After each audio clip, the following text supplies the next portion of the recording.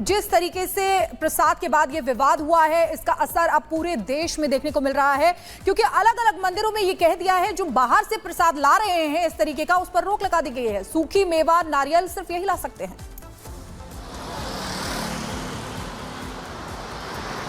जी हाँ, तिरुपति लड्डू के विवाद के बाद हमने देखा है कई मंदिरों में इस लड्डू और प्रसाद को लेकर विवाद उठा है और अब कई मंदिर के प्रशासनों ने कहा है कि अब वो लोग भी जांच करेंगे। हालांकि अब तिरुपति के लड्डू के विवाद के बारे में अगर हम बात करें तो जी SIT स्पेशल इन्वेस्टिगेशन टीम जो है वो फॉर्म हो चुकी है, जिसमें सर्वश्रेष्ठ त्रिपाठी जो IPS ऑफिसर है वो इस इन्वेस्टिगेशन को हेड करेंगे और उनके साथ और 8 ऑफिसर्स हैं जो ये पूरा मामला जो है वो जांच करेंगे।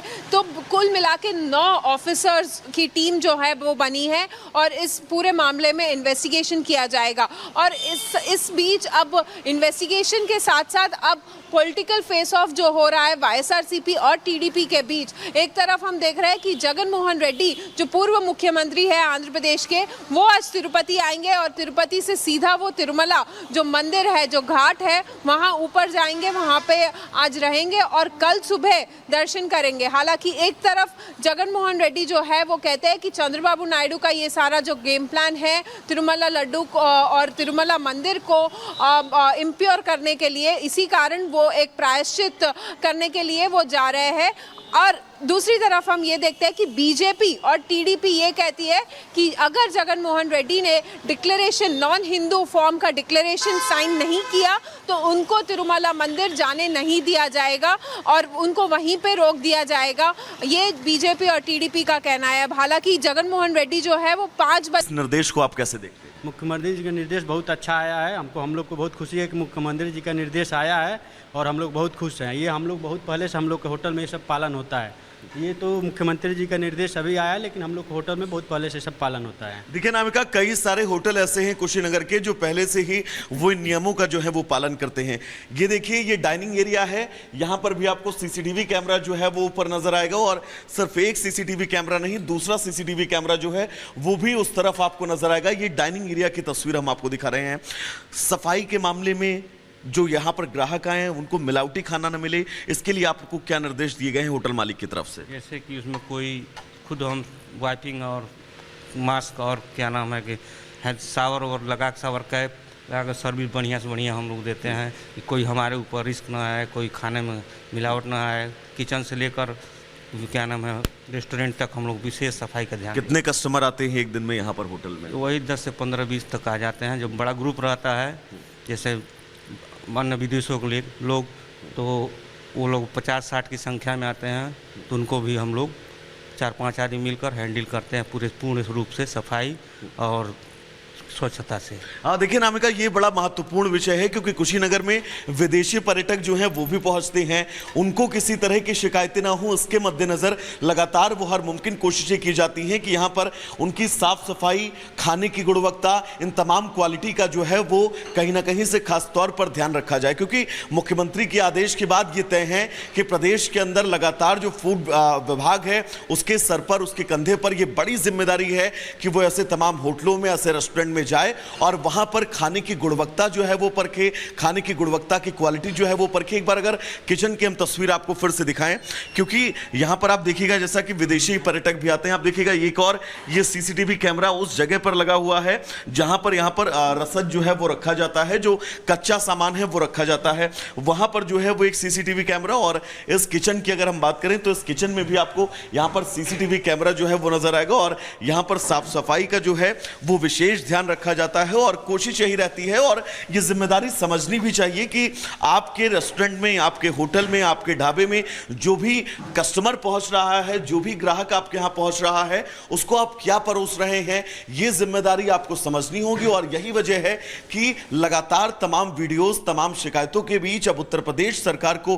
खुद सामने आना पड़ा और ये निर्देश देने पड़े कि आपको ढाबे, होटल, रेस्टोरेंट के बाहर नेम प्लेट चस्पा करनी होगी, आपको होटल के अंदर जो कर्मचारी हैं उनको मास्क पहनना होगा, इनको शावर कैप पहनना होगा, एप्रन पहनना होगा और किचन एरिया में खास तौर पर सीसीटीवी कैमरे जो हैं वो लगाने होंगे। और इन निर्देशों का पालन कैसे किया जाए इसकी जिम्मेदारी फूड विभाग को जो है वो हर जिले के दी गई है।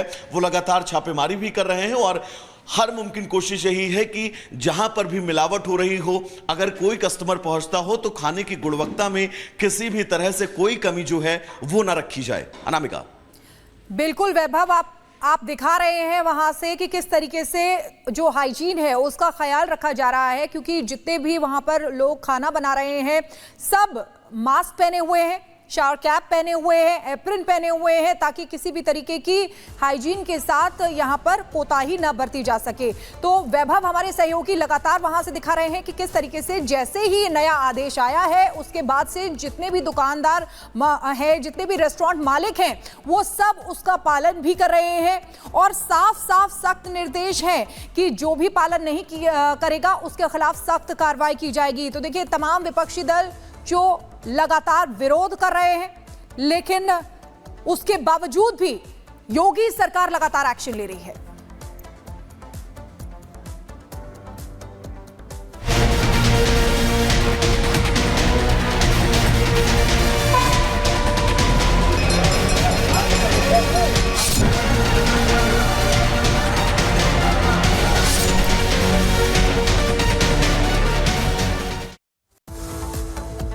और चलिए इसी बीच अगली खबर आपको बताते हैं। तिरुपति प्रसाद मिलावट मामले में आंध्र प्रदेश सरकार ने एक बड़ा कदम उठाया है और एसआईटी गठन को लेकर कार्रवाई शुरू कर दी गई है। 9 सदस्यीय टीम एसआईटी का गठन किया गया है, यानी कि अब इस पूरे मामले की गहनता से जांच स्पेशल इन्वेस्टिगेशन। बड़ी जानकारी आपको दे रहे हैं, तिरुपति मंदिर में प्रसाद विवाद का ये मामला है जिसमें अब पूरी गहनता से जांच एसआईटी करेगी। स्पेशल सेक्रेटरी, गृह विभाग और देवस्थान बोर्ड के सदस्य जांच में सहयोग करेंगे।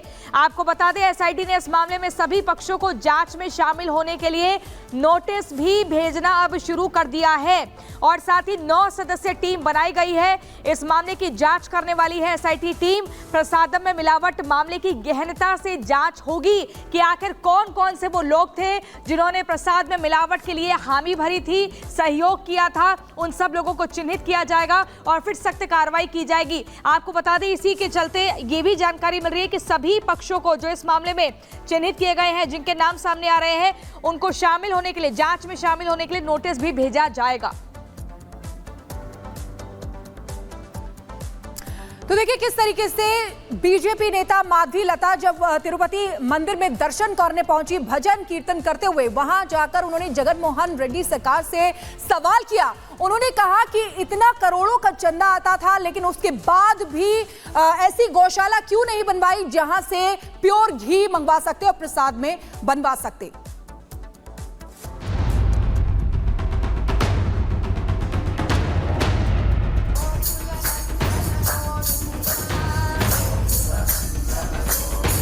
पूरे विश्व में सनातनियों की आस्था के केंद्र तिरुपति मंदिर के महाप्रसादम में मिलावट के सनसनीखेज खुलासे से हर कोई आहत और आक्रोशित है। महापाप के खिलाफ देश के कोने कोने में भारी गुस्सा है। जहां हर कोई इस गुनाह के दोषियों के खिलाफ सख्त से सख्त सजा की मांग कर रहा है, तो वहीं मंदिर प्रशासन ने भगवान वेंकटेश्वर के तीर्थ स्थल और उनके महाप्रसादम की पवित्रता सुनिश्चित करने के लिए विशेष पूजा भी की है। इस बीच बीजेपी की फायर ब्रांड नेता माधवी लता ने गुरुवार को तिरुपति पहुंचकर भगवान वेंकटेश्वर के दर्शन किए। 2024 के लोकसभा चुनाव में हैदराबाद में ओवैसी को टक्कर देकर देश भर में पहचान बनाने वाली माधवी लता जब तिरुपति पहुंची तो उनका अलग ही अंदाज देखने को मिला। अपनी बेबाक पहचान और खुलकर बात रखने वाली माधवी लता तिरुमला में भक्ति भाव में लीन थी, ठीक उसी तरह जैसे एक भक्त पूरी आस्था के साथ अपने भगवान के मंदिर में आता है। तस्वीरों में आप देख सकते हैं कि कैसे सियासी मैदान में अपने विरोधियों पर जुबानी वार करने वाली माधवी लता अपने समर्थकों के साथ भजन गाती हुई नजर आई। भगवान वेंकटेश्वर के दर्शन के बाद माधवी लता ने मीडिया से बात की। इस दौरान सनातन के खिलाफ षड्यंत्र करने वालों को उन्होंने कड़ी नसीहत भी दी। भूमि को आपने धरती माँ का बोझ हर बार दशावतार के रूप में लेकर कम किया अपने राक्षसों का वध कर कर। अब तो आजा मेरे परिवार स्वामी, हे लक्ष्मी नरसिम्हा, आप आइए और अब की बार भी जिसने ये हरकत किया है आप कृपया